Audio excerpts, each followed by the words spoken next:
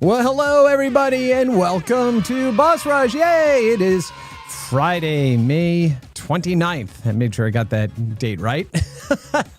And we are jumping in here today, of course, with our weekly live stream all about the video games industry and game news. My name is Chris Melasinos. I'm the host of Boss Rush, and I'm joined here today by two of my co-hosts, and that would be... Hello, Dean Takahashi, editorial director at GameSpeak. Very good. And... Hey, it's Mark Delora, head of content strategy at GDC and GameDeveloper.com. And fantastic. And look at that. We did it without having to stumble over who was going to talk first. Weird. I can't believe it. This is a first. Mark it down because it finally happened. It finally happened. Unfortunately, Susan can't join us today, but we wish her the best and hope she has a lovely weekend. And yeah, no, and we've got Dean for the first, 45 minutes here of the live today. But yeah, we'll make sure that we just talk trash about him after he leaves. So that'll be great. That'll be great. How are we doing here today, Boss Rush crew? What's up? Happy Friday. It's summer in Seattle. And by that, I mean, I just went for a walk with a rain jacket on. Oh, very nice. Seattle. Sorry, I'm going ahead and typing into the chat, so you all go ahead and talk. Tell everybody that's listening, how you feeling? How are you, Dean? Well, I finally shook my long cough, but otherwise, I'm more relaxed because we finished our GameSpeed Summit. So yeah, you did. Yeah, congratulations. Yay. Yeah, so tell us any big stats or things you want to share about the summit. How did give us the deets, give us the details. Well, we had more people come than last year, so that was a great feeling to have. More than 800 or so people. We had 160 plus speakers and 62 sessions, so it was a fuller agenda than we've had before. We had some good side events as well, so I think all in all, very happy with the outcome.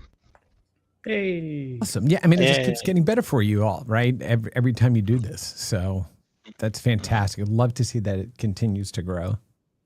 Yeah, we're very grateful. The community is still here to support, so thank you all for coming. Whoever's listening. I was supposed to be there, but I was feeling like trash, so yeah, I decided not to infect everybody at the show. I couldn't be there as well. I was up in Seattle meeting my new team face to face for the very first time and spending a lot of prep time, with all this stuff coming up for the back half of the year. So, but I had a little bit of FOMO, but I had a great time also getting to connect with my new team and kind of get all that great stuff kicked off. So nice. Next time, Mr. Takahashi. Next time. All right, everybody that joined the live today, thank you so much for joining us. Go ahead and pop in any questions that you have. There's already a bunch of Beastie Boys. There's also a bunch of Beastie Boys. The fact I didn't have a Beastie Boys lyric because I was just so tired. I'm like, I don't want to repeat the same ones, and I'm digging deep in the record bin. And so now half the ones here were. You can just make random lyrics up and then pretend like they're Beastie Boys, but they're like some remote lyric that you all aren't cool enough to have heard of. No. I would. Maybe you're doing that now. I don't know. Purist. No. Digging down deep in the record bin is a line from them. But all right, Beastie Boys back on track for the next episode. Why don't we go ahead? If that's where we are right now, let's go jump into some news. There's a new Call of Duty out. Actually, no, it's not out. It's a new Call of Duty revealed. Yes, but we're going to talk about that in a second since I already have this teed up. I thought you were asking us what the news was. GDC Festival of Gaming 2026 Trends Report cast light on Gen AI, co-dev, advocacy, game publishing, and finance. I don't think there's anything in here that's going to surprise any of our intrepid readers, but I found it really interesting to all have in one place. Mm-hmm. Yeah. Plus, I have my smiling face on page number 2 or 1 or 3 pages. Anyway. What? Hold I'm on. more glowering. I got to get a better headshot. I look angry. Let's see. We're going to continue to that. Destiny. Here's the trends report. Bam! There it is. There he is. Yes. Look who it is. You're not smiling like you normally do. You know, the one picture I have where I wasn't smiling because I was trying to take. I was basically trying to take a picture with a remote on my SLR, which was on a stand, a couple feet away from me, and yeah, that was. Yeah, Yeah. Look at that guy. Anyway, look at the brackets. Who loves brackets? I love brackets. Well, okay. I mean, this is, great. We'll go ahead and pop the link to this in the chat. But were there any stats that surprised you, Mark, or things that you found like super encouraging? I mean, it's all encouraging, right? But shed some light on some of this stuff. I would like to, but I thought it was kind of what I expected, I have to admit. Okay. Which is maybe not the best report ever, but no, look, I was like, yeah, that sounds like the game industry. That sounds right. Yep. Okay. No, getting affirmation is not a bad thing either, right? Know that you're doing the right things, moving the right ways, right? Yeah, it's like information about co-development and external development, which we all know is on the rise, right? Mm-hmm. Was there anything kind of interesting about the pre-GDC report versus this post-GDC report? Like something that was maybe different? Yeah. By the way, that's a good question. It's almost as if Dean does this for a living. I know. For me, I thought the focuses were different, which was interesting. That part, like what came out in the SOTI, the State of the Industry, earlier this year, seemed to focus more on smaller companies and the kinds of troubles that you see in smaller companies. I think because of the survey methodology being a little bit different. Where this feels like it focuses more on the industry broadly, so it covers both the troubles with the AAA, and co-dev and external development, as well as the conversations we had about generative AI, which are kind of similar conversations as we're in SOTI. There's some info in here about anti-DEI policies, which were sort of covered as well in SOTI, but in a different angle. I think the two of them go well together, but they're pretty much a theme because they're covering the same community. So a very different set of people answering then, I guess. Mm-hmm. Yeah, it feels a little bit like one. It was the survey results from solicited survey, and this one came more from the people who were at the conference. Mm-hmm. I don't know whether that's accurate. To be truth, tell you the truth, I didn't pay attention to that part, but that's what it feels like. I think that's good that you're getting a sort of broader perspective, because people come from all over for GDC, right? Mm-hmm. So. Yep. For sure. For sure. Well, I will be digging into those numbers. Glad to see they came out. That's great. So yeah. Hey, thanks for highlighting it. Of course. I should have had queued up like, here's the top 3 things. Bow, bow, bow. But yeah. Top 3. We got more than that, buddy. We got more than that. And to that end, Dean, I think you were mentioning something about Call of Duty Modern Warfare 4, right? Yeah. So they did a big reveal this week, and I went out to visit them and got to play some of the game as well, the multiplayer game in particular. And it's looking pretty solid. I think Infinity Ward tends not to miss when they take a swing, right? And they took a big swing on this one. It was about 4 years in the making, as opposed to the usual 3 for Call of Duty. And the focus this year is something we haven't seen before, because it starts out in the Korean Peninsula with a big, massive conventional ground war between the North and the South, and so it's pretty chilling in that way, and they sort of have a parallel covert operative story that they usually have as the sort of the spec ops sort of side of warfare, in running in parallel to this, but the ground war features more like grunts, soldiers on the ground who are not at all super trained elite soldiers, right? They're just sort of in the middle of something, that just takes everybody by surprise. And so I think the storyline, the setting, it's you feel like you're in Seoul in some of these places, right? In scenes, and they hop around to different locations as well. But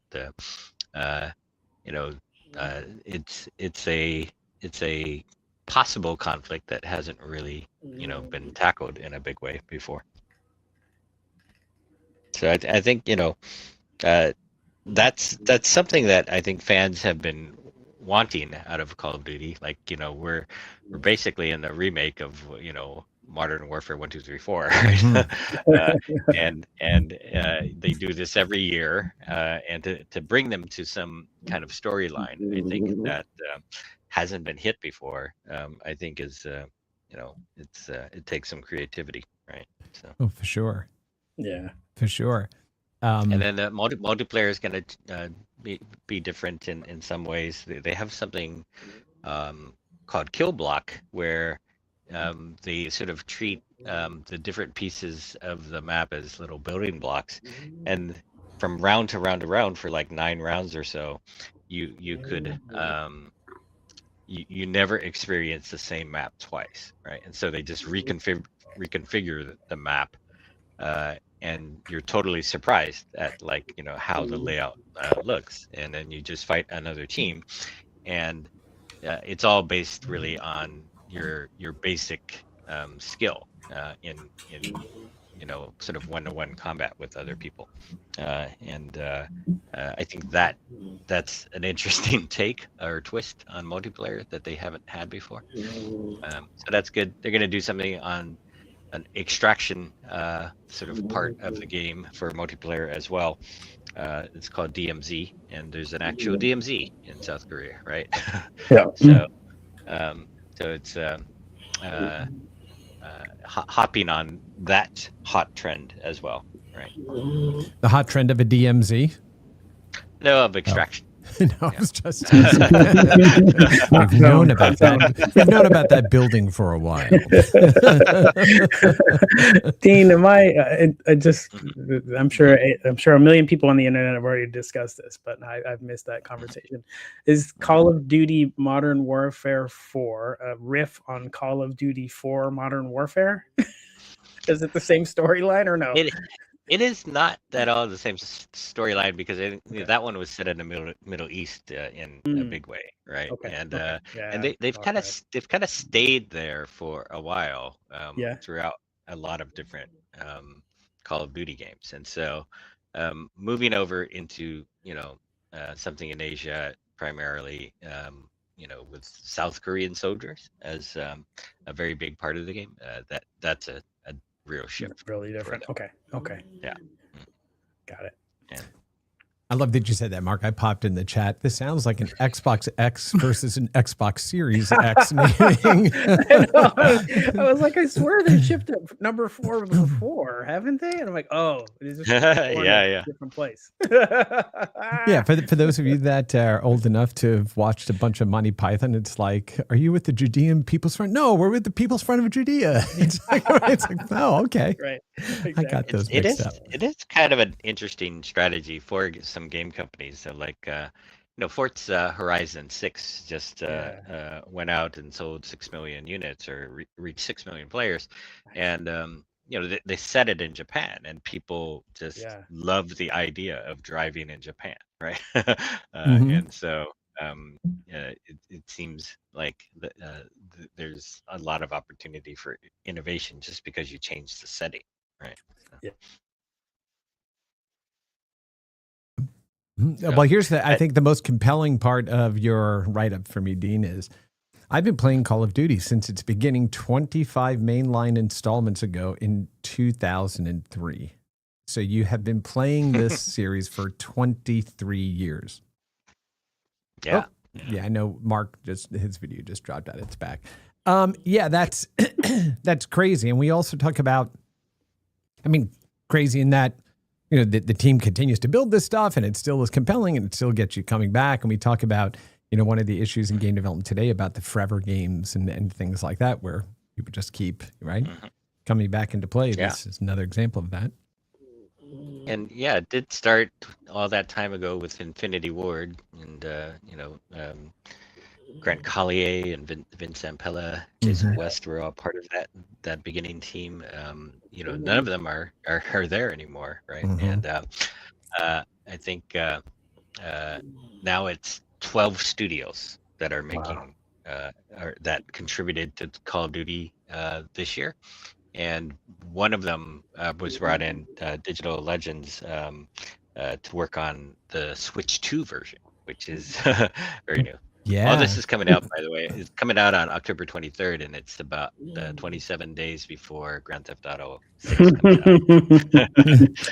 Yeah. What do you think about that, Dean? I'm curious to get your take. Like, these are two different ways of going after your player base and keeping them engaged and monetizing them. GTA 5 is now, 10 years old or something like that, but it's gone through a lot of additions and updates and iterations, but it's still GTA 5 at the core. And Call of Duty is pretty much a new Call of Duty every year, but it's still mostly the same gameplay. Like, what do you think's the ups and downs of those two different strategies? I think the more similar strategy to this genre then is EA's strategy of doing a Battlefield maybe once every 4 years, right? And doing it with a smaller set of developers across 4 studios now. And finding the way to crack into what is essentially more like either a monopoly or duopoly of Call of Duty in first-person shooters, right? What's the opening that you get if you're up against 12 studios that are putting out a game every year? And so thinking about that innovation, I think, is stuff. But the interesting thing is that last year proved that it's not a monopoly, right? And so Battlefield 6 came out, it did better, and Call of Duty Black Ops 7 was sort of roundly criticized by a lot of players for not really being Call of Duty. They had some crazy parts because of the sort of dream state that you go into in Black Ops, right? And your hallucinations took you into definitely not Call of Duty gameplay. And so they left an opening there for Battlefield 6 and also for Arc Raiders, which is really popular as a short extraction experience that is third-person shooter. So I think it's refreshing to see that there's just fierce competition still in this segment, which is probably the biggest in all of gaming, right? So. Yeah. It is awesome. I do want to also point out that Rick Velez in the chat there had mentioned that this is the very first Call of Duty game on a Switch platform since, or Modern Warfare 4 is the first Call of Duty to come to a Nintendo platform since Call of Duty Ghosts. Right? So that's... Wow. What year was Ghosts again? It's a long time ago for sure. Yeah, I forgot. Long time ago for sure. But all right. Have to jump in. I think, this also heads back to the agreement that Microsoft reached with the with the FTC way back when they were trying to acquire Activision Blizzard, and Microsoft basically promised we will keep it on other platforms. And in fact, they signed a 10-year agreement to do so with Nintendo. Yep. Right. And so this is the first instance where they are keeping that promise of taking Call of Duty to new platforms and not trying to monopolize it on their platform. Right. Yeah. Awesome. They've also kept it on the PC and the PlayStation as well. But I think this one's looking better, and there's things like shockwave effects that come from explosions that can knock you over but not kill you, right? That they make it more cinematic in some way, and I think this is one of the things they get from bypassing PlayStation 4 and Xbox One. right? So Right. so they're not making this for those older platforms anymore. They're making it for the next gen stuff. It's also crazy to think about them as older platforms. It still doesn't feel that long ago, right? Yeah.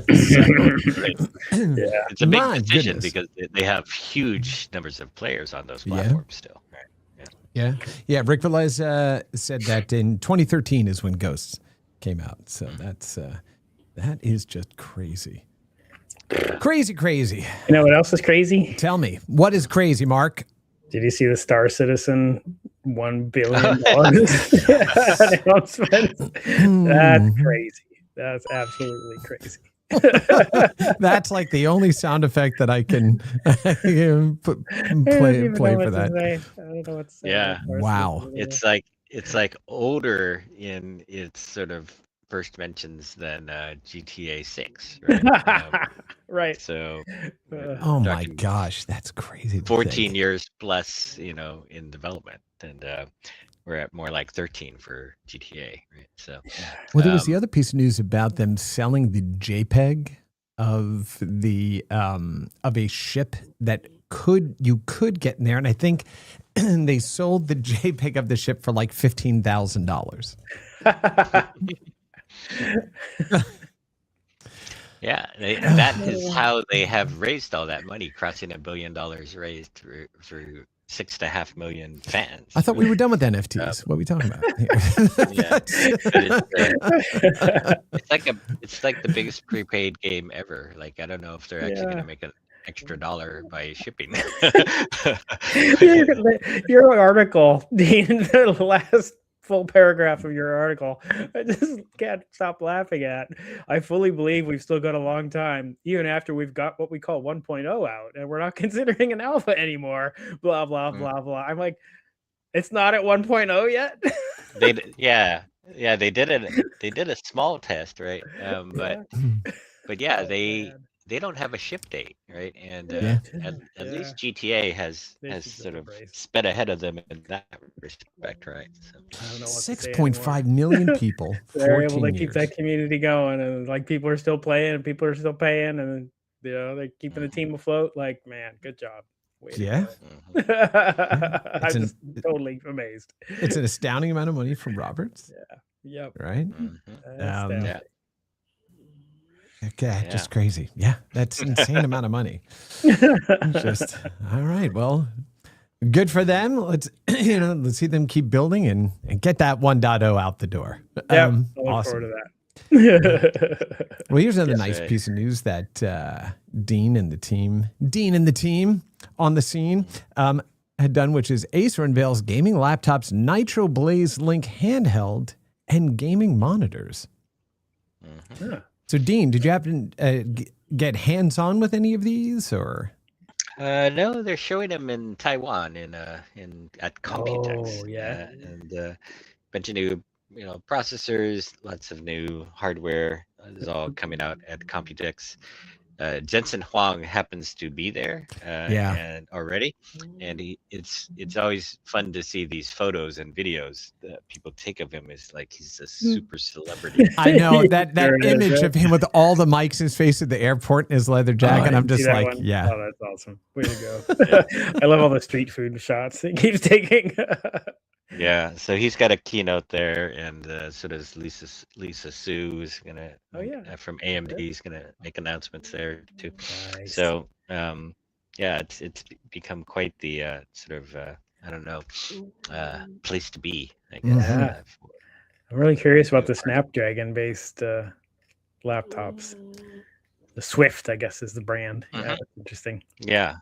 Well, we're finishing this one first, buddy. No, they're the same thing. Well, Acer shipping these, but they are loading up more built-in AI capability into these Snapdragon-based machines, and they're also staying fairly power efficient since they're Qualcomm. Yeah. With their flagship one here, though, right? The Helios 18, that was a Core i9 processor with an RTX 5090. Crazy. Sort of. And then the mobile one, their Nitro 16 is a Ryzen based system with a 5070 Ti. Still just crazy cards for that. But then, then they announced this. Crazy generally. Right? Oh, I didn't see that. Look at that. Yeah. The Acer Nitro Blaze Link, a new category of mobile gaming experiences. Streaming first handheld and companion device that extends capabilities and reach of video games. Yeah, I mean, the author, the author of this article, just very verbose all the time, and you just have to blitz through some of their writings. We should send them back to journalism school. But yeah, the Nitro Ace Blaze is high quality streaming with the speed and stability of Wi-Fi. Logitech tried this. Verizon tried this one with Razer. It'll be interesting to see where this one goes. What's the price? I don't see a price in this article. Once again, this is an up-and-coming outlet for news. No, but in all seriousness, I wonder if they also then allow for, is it Android, do we know, Dean, or? Oh, sorry. Is? Oh, yeah. I zoned out for a bit. So what are you talking about? Oh, my goodness. I do that all the time. What an awful question. Okay. So, yeah. So is this handheld? Do you know if it's Android-based? Or Linux-based? Or? The Acer one is another Windows based one, I believe. Oh, so, okay. So I think it's joining the fray of things that are trying to steal some share from Steam Deck, but also Switch 2, I think. And Asus has the sort of official Xbox machine, really the ROG Ally X. Yeah. But this is kind of more in that family, I think. Yeah. It's hard to say what kind of share they could get with this. I mean, and not being the number one SKU, but one of many, I think. It's going to be challenging. Yeah. Price is going to be the big one here, right? Especially because of what what Valve just announced, which we'll talk about in a moment. But I also think the interesting one in here is the Predator Robust Plus backtop for taking high-powered laptops anywhere. Oh. Wow. Safeguards for answers for other essentials. I was hoping that it would also have built-in battery packs, because that's what it sounds like. I thought that's what I thought that's what. No, dedicated battery compartment fits laptops up to 18 inches. Okay, yeah, that's why. Compartments provide multiple additional compartments, including a vacuum compression storage compartment staying organized anywhere, and an integrated charging cable pass-through, making it easy on the go charge device via an external power bank. Ooh, I would not want to put a Core i9 charging in that swampy hot backpack. Have it burst into flames, but we'll see. The Predator monitors, I have a Predator monitor at home, which I absolutely love. So good to see them continuing to do that. And so all right, more gaming kit, more gaming hardware. But yeah, folks, we're at the end of hardware on the consumer side being a thing, apparently, so we're not going to be able to do that. It's so ridiculous. Right. But here's, I think everybody, by the way, too, is just suffering from all these high memory prices, and the prices of these machines are just going up by hundreds of dollars. Right. Yeah, exactly. Right. This is very bad news. Yeah, well, this is, with Valve talking about, and this is from friends over at GamesIndustry.biz, the Ramageddon hits home. Valve rips the Band-Aid off Steam Deck pricing, and the prospect of gaming hardware becoming a hyper-extensive niche. $1,000 now for the device, right? Which is just amazing. I've been sort of hypothesizing too that this is the thing that's going to usher in cloud gaming in a much bigger way. If you think about like how little hardware you have to buy for that, all you have to buy is a connected TV, right? And there's some memory in there, but if you're getting a cloud subscription to somebody, then you don't have to buy the console. You don't have to put all that money into memory, and you're still getting a pretty good experience for a large number of games, and the quality is getting better. There's also Find, PHYND, Oh yeah. which is launching a free subscription ad supported version of cloud gaming. So it's pretty much what I do on coming. my Xbox. I don't really buy games on the Xbox anymore. I do Game Pass and then I stream stuff. Do you ever download them though? No, I do not. No, I don't. I just stream. How many games that you stream do you finish? How many games do I finish? Period. Right. Yeah, I got you. If I play a game more than an hour or two, then maybe I don't do that anymore. I try more games. Right. But occasionally the dumb thing on my side is I forget that I can get a game on Game Pass, and I go and buy it on Steam. It's totally. Oh well. Man, those pathways that are hard coded into us now, right? Where to go and how to do. No, I think. Go ahead, Mark. Talking about streaming, I had a great streaming experience a couple days ago, which surprised me. Which was, I have my monster machine here, the PC that I use for development and like to use for games because it's up here where it's cozy and a big monitor and everything. But in the evenings I'm downstairs. I got dogs in my lap, and I've got my laptop, which is not an amazing laptop. It's a i7 low, like 7 years ago i7, 32 gigs, but has a nice 4K screen on it. It's 15-inch 4K screen. Right. And I was really wanting to play Arc Raiders more, and I was like, how the heck am I going to do that? I don't want to go upstairs and sit up there and play blah, blah, blah in the evening. So I was like, let me try to play Arc Raiders on my laptop, streamed from my upstairs machine, and see how that goes. And it was great. I was totally shocked and completely supported by Steam. I just went into Steam where I had bought Arc Raiders and said, stream to this machine. No install, start it up, tiny little bit of lag. Right. That's it. It was awesome. I was like, I am the happiest guy in the world right now. I tried throwing the video stream from my laptop to the big TV that I was sitting in front of. That was a step too far. So yes. Streaming it from upstairs to my laptop and then to the TV. Yeah, a little too much. Mark was constantly restreaming to the point it was 320 by 240, 15 frames. Fantastic. It's coming soon. Yeah, it gets smaller and more grainy every time you throw it. Let's see how many times I can throw it. 12. I'm going to throw it to you, Chris. Yep, exactly. No, streaming's come a whole, a tremendous amount of progress done with game streaming and pixel streaming over the past, 7-10 years now. But of course, people that want 120 hertz, HDR, 4K. Yeah. That is not where it is. But those are people that are going to go buy, a space heater, put it under their desk and keep the room nice and warm while they're basically figuring out how to squeeze more frames out of it. Right. Love it. More optionality for people to experience games, lower friction, I'm all for it. Right. So, yeah. Yeah, there's one more thing I wanted to mention before I have to take off. Yes, sir. I did a story on what Moritz Bayer-Lentz is up to, and he was that one.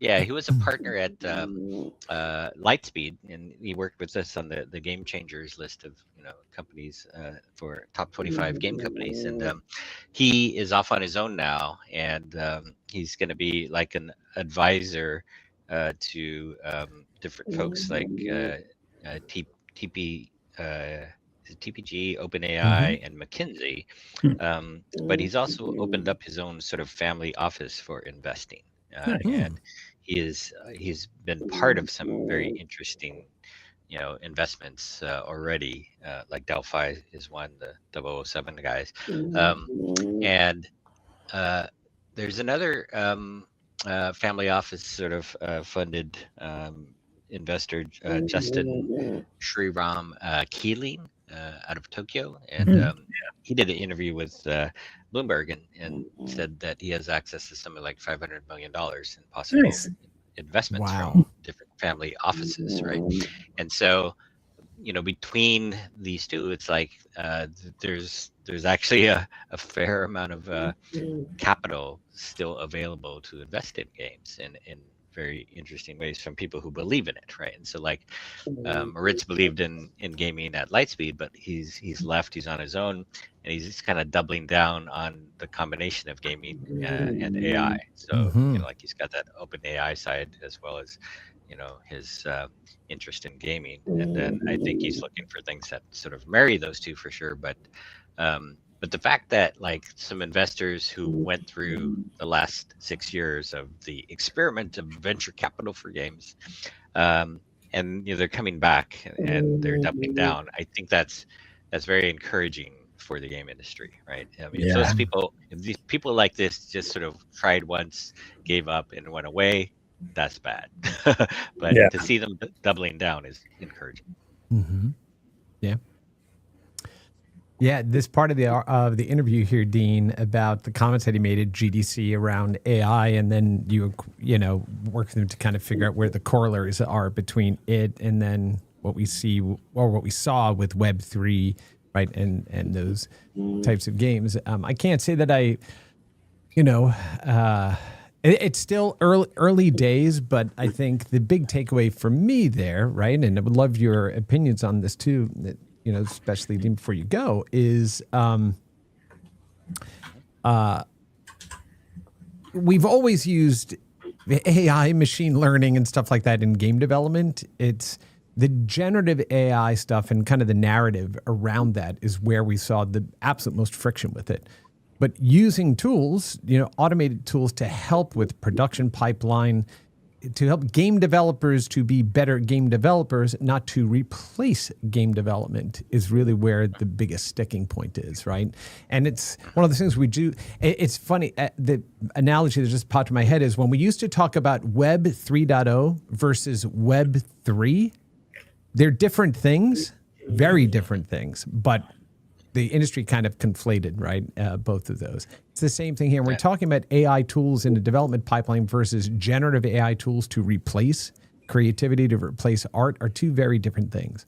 So we collectively as an industry have to just get better about making those distinctions from the consumer level all the way back.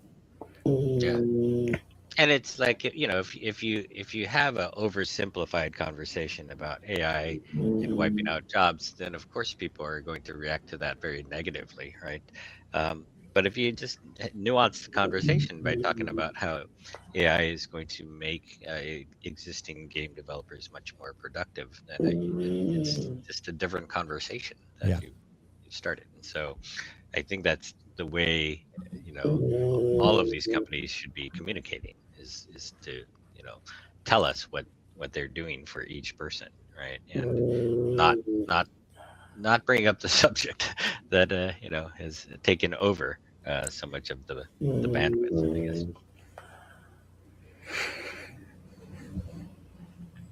Yeah, I feel like this is. I'm responding in chat. You guys keep going. All right, like there are ethical questions that are distinct from tool situations we've had in the past, but I can't help but keep thinking about the conversations we had about middleware, like SpeedTree maybe being a good example. Like nobody these days says, "Oh my God, those trees all look the same." It's can you imagine a poor developer having to make all the trees in a jungle game individually, or nobody does that anymore. And there was a long conversation when renderware came around, and renderware was pretty much taking over the game industry. This is GTA 3 timeframe, that all the renderware games looked the same, and game engines were terrible, and blah blah blah blah blah. Yeah, and like and it reminds me of one good session we had at not GDC at GameSpeed Summit, where we talked about Celia Hoden's efforts to create a code of ethics for the game industry. She's been at it for 6 years or so, but we also had Genova Chen on that session, fully endorsing the idea of the game industry voluntarily adopting a code of ethics on how to behave. And Jessica Murray was on this session too.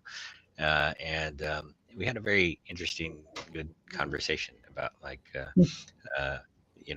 just where the game industry should take its stand, and also how it could improve their relationship so much with players, right? And remove a lot of the suspicion and maybe restore a lot of trust. And so it seems very much in the interest of the game industry, to again voluntarily adopt this kind of code of ethics. Yeah.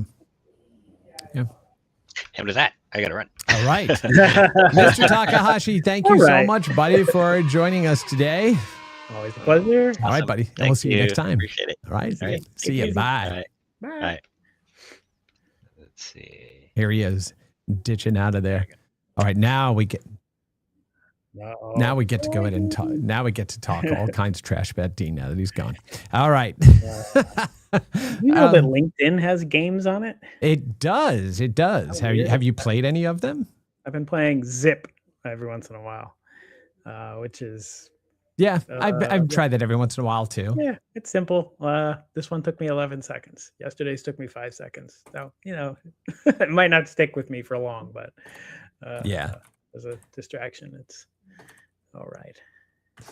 Just responding to Michael Fitch here in the chat, he said he'll believe it when he sees it with regard to AI allowing you to move faster. And what I should have stated in the chat, because I'm trying to type and talk at the same time, is there is an opportunity for that to happen. But yes, move faster, meaning what? How can you use AI to go ahead and help increase throughput, right? Output of a development pipeline for everybody's doing that already. Right. Like tons of developers are doing that. Right. So, but that's my right. So you're finding that with AI, a ton of developers are already doing that, right? To accelerate their output. For sure. The extent to which they're used for things that are vital to gameplay is another thing. Or, hero objects probably aren't AI generated or, this kind of stuff. But for background things people are definitely doing that. Yeah. Well, Ken White also brings up in here and guaranteed that when something does release claiming it kept cost down, they won't sell it for less.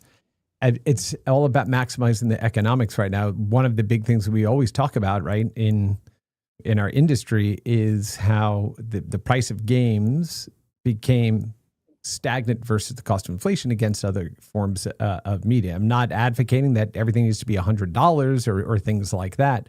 But in a hyper competitive market, if a developer can use tools to help them reduce their cost without reducing quality, right? Bringing things that their fans want, those sorts of things, and being very sensitive to all the things that we are all sensitive about as creatives, then that just allows them to build a healthier business at market rates, right? Market price and what the market is willing to pay, right, for that content. What is really interesting, though, is there was a bunch of articles that came out or discussions that came out on LinkedIn this week about how pricing now is becoming a new discovery lever, right? So? When it's like, okay, now it's going to be $30 for this thing, and it tends to then bump up in terms of visibility by the community because, this game now is this, so much less expensive than, a principal priced game, right? It's so it's really interesting. We don't have any answers for you, right? We're reading the news the same as you all and trying to figure out what it means for our industry. It comes down to the players ultimately, right? If the players see your game and it's something that's completely generated by AI and you're charging too much money very for different. Then you're going to lose out, right? Or if you make a bespoke game that doesn't have any AI, but you're charging a premium price for it, that might still be fine. It might still go great. It might be perfect, or it might not. It's just comes down to the gameplay experience ultimately more than anything. Yeah, 100%. Yeah, 100%. And of course, again, the sensitivities, and rightly so, around ethics in certain models and things like that, right? All of this to say, the tech is still so new, right? You have a whole slew of industries trying to figure out what it means. You also see some of the shifting conversation, right, that's now happening by some of the early leaders, right, of some of these models of going, well, maybe it's not going to actually replace all these people as we thought, type of thing. Okay. So, again, right? I know, but it has come a lot further than a lot of us thought it would. I mean, the changes in the coding capabilities of these models this year were just dramatically shocking to me. Even some I've been using it and fiddling around with the coding capacity for a year and a half or something. Mhm. So suddenly they got so much better. There was just a conference in Seoul called AI Con that talked a lot about AI in games that Julian Merceron was at, that I was kind of missing, not being able to hear more about. Yeah, it's just so much going on. I feel like every week on Friday every week I go to the podcast of the guy who does futuretools.io. Mm-hmm. He has a weekly podcast that tries to summarize the AI news, and so I try to keep up that way. And there's just always so much happening. It's like, here's a new model. Like, okay, why would I want to use that model? Then I look back on the model, from a year ago, and I'm like, oh, that's why I want to use a new model. That's right. I forgot. Like the thing that I thought was great a year ago, actually, now I'm angry at it because it's not doing what I want it to do. Mm-hmm.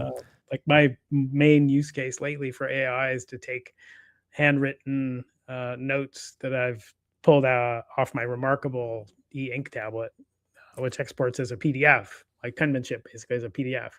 And so getting an LLM to transcribe that stuff for me, if you put it into a model from a year ago, it barfs. It just gives you garbage. Like I've tried so many different ways with like ChatGPT 4.5, Sonnet 4.5, and it just doesn't work. But then you put it into something modern, like a big, whatever, Claude Opus 4.6, ChatGPT 5.4, whatever. And it's practically pristine. It's like 99% perfect. And my handwriting sucks.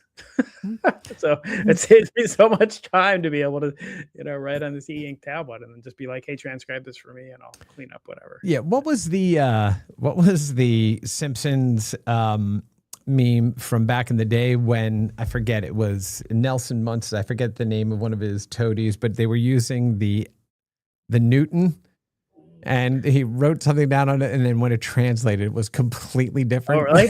Yeah, like I gotta find that. Somebody I'm sure listening, right, knows exactly what I'm talking about. All right, well, let's get off of AI stuff. Let's talk about what else is happening. Let's talk about some other pretty cool stuff. I've got something awesome. Go ahead.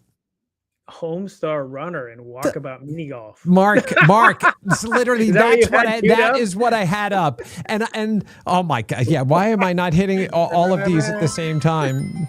Nailed it! I'm so excited.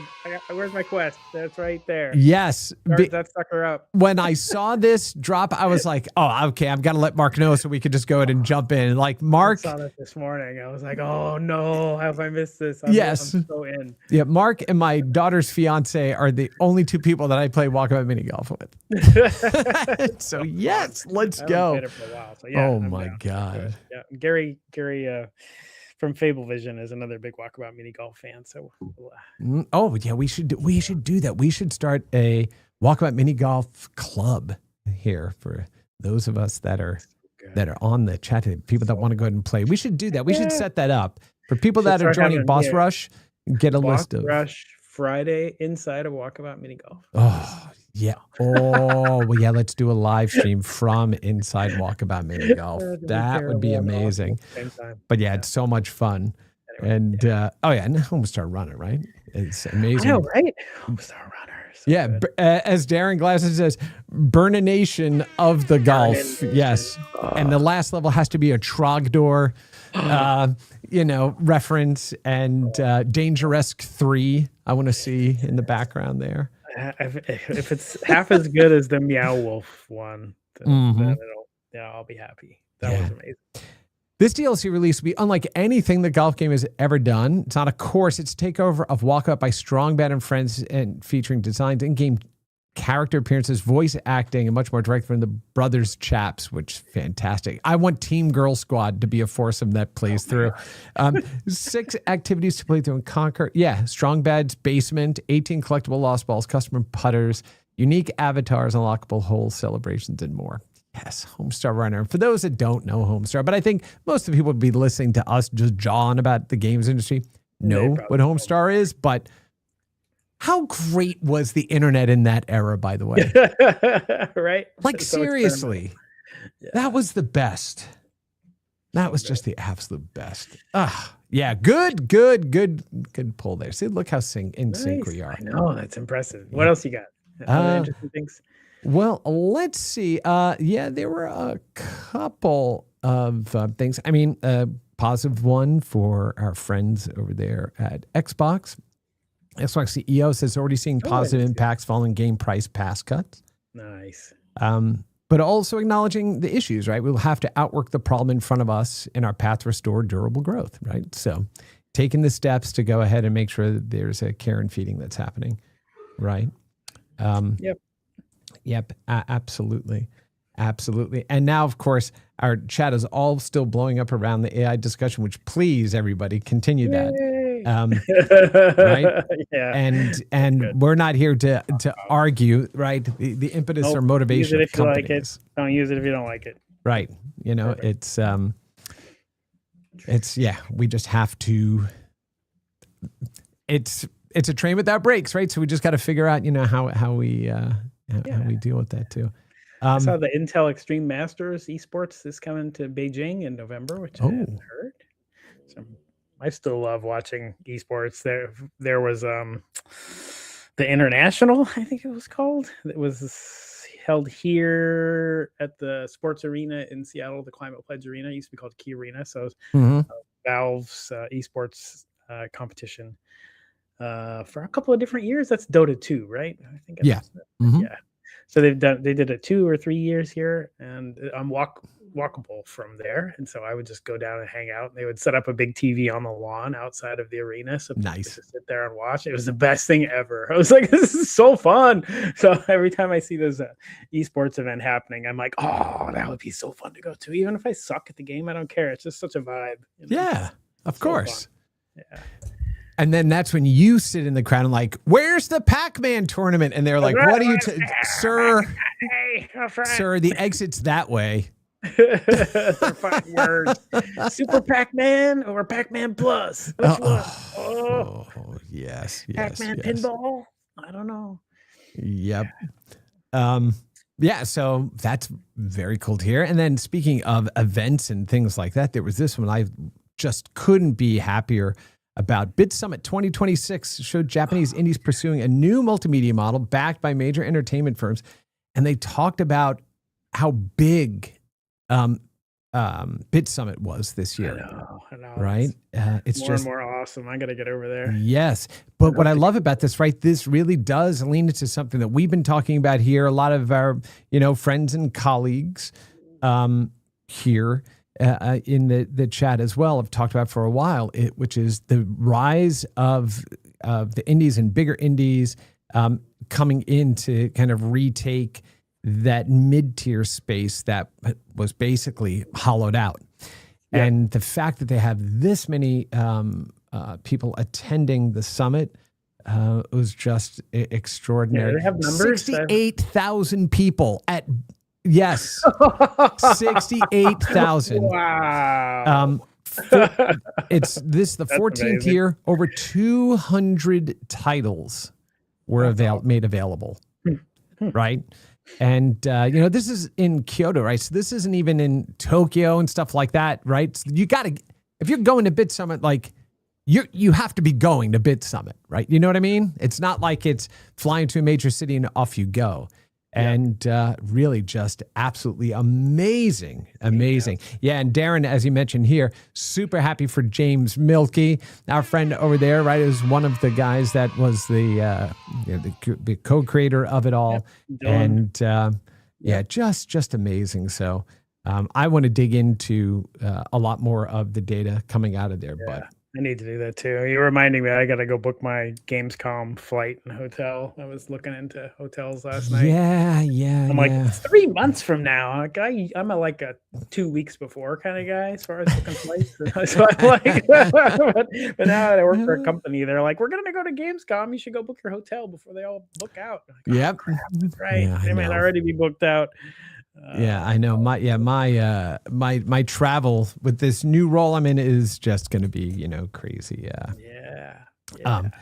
So, Well, yeah, let's see. What other things we getting have? to the end here.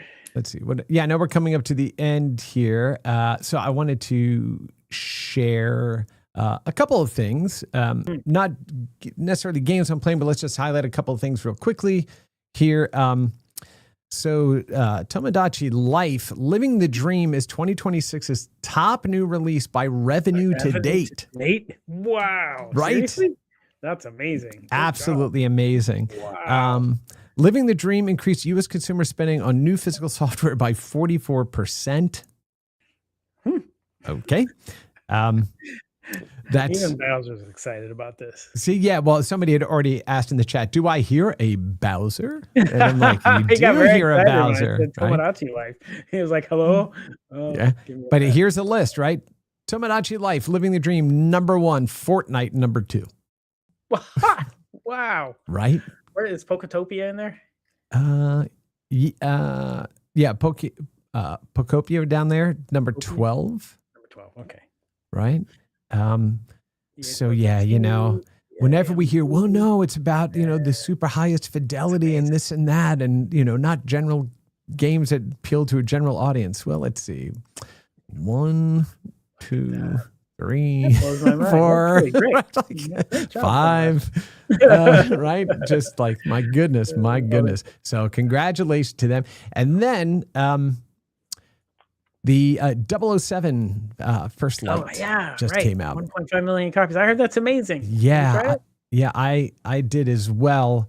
Simon Pullman, who you should all be following, an entertainment lawyer and all around great guy, posted about this and said it's like one of the best like onboarding experiences he's had in a game so far, and that they just nailed like every bit of it. I've even heard some accounts by people saying, this may very well be the best Bond game made. I'm like, okay, that's a big statement. That's a big right? statement. Yeah. When we're talking about GoldenEye. But, right? Yeah. You know, so I'm excited to go ahead and try it. Have you played around with it at all? No, I gotta go look now. I mean, you know, given my habit, I'll go play it for an hour and then stop. So I gotta find somewhere where I don't have to pay $70 for it. There you go. There you go. Stream it or something.